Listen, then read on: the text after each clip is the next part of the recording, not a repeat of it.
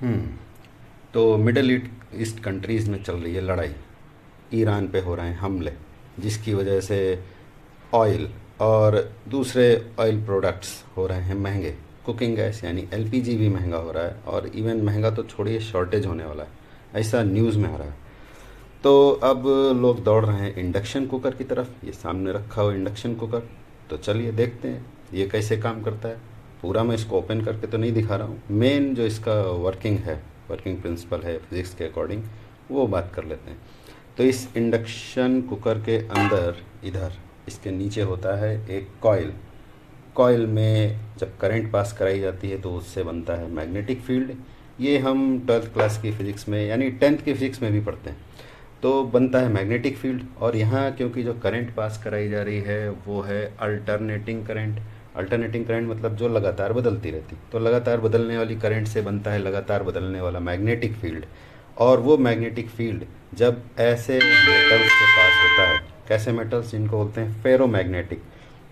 सबसे आसान एग्जांपल है आयरन। तो फेरोमैग्नेटिक मटेरियल के अंदर से जब ये तेज़ी से बदलने वाला मैग्नेटिक फील्ड पास होता है, तो उसमें बन जाते हैं एडी करेंट्स। यानी पूरे इस यहाँ जो इसका बॉटम है, इधर साइड में नहीं, इधर भी नहीं, बॉटम वाला जो पार्ट है, उससे मैग्नेटिक फील्ड बार बार बाहर आ रहा है, बार बार अंदर जा रहा है। ये एक सेकेंड में 100 बार इधर 100 बार इधर ऐसे हो रहा है। तो इस बॉटम का जो मेटल पार्ट है उसमें बनते हैं एडी करेंट्स।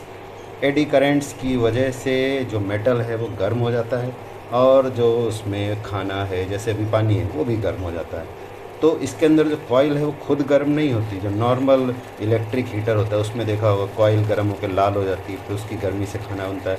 यहाँ कॉइल खुद गर्म नहीं होती है, वो इस बर्तन को गर्म करती है थ्रू इलेक्ट्रोमैग्नेटिक इंडक्शन। इसीलिए इसको बोलते हैं इंडक्शन स्टोव। और इसीलिए स्टोव खुद गर्म नहीं होता है, देखिए खुद गर्म नहीं होता है, ये बर्तन को गर्म करता है। और बर्तन का भी केवल वो पार्ट गर्म होगा जिसके अंदर से मैग्नेटिक फील्ड पास हो रहा है।